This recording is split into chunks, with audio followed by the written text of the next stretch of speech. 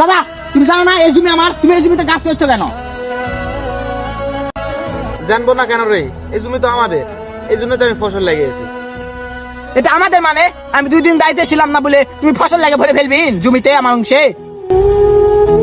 তোর জমি মানে বাবা থাকতে এই অংশে তুই আবাদ করে খাতি, অপর অংশে আমি আবাদ করে খেতাম।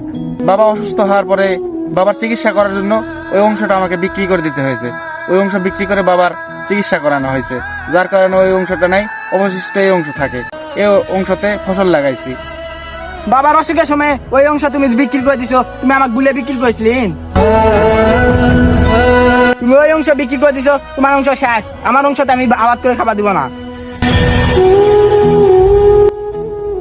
আজকে বাবা নেই বলে তুই আমাকে এত বড় কথা বলতে পারলি? আমি এত কিছু জানি না, তুমি আমার জমি থেকে সরে যাও, আর জমির আশপাশে আসবেন না তুমি আমার।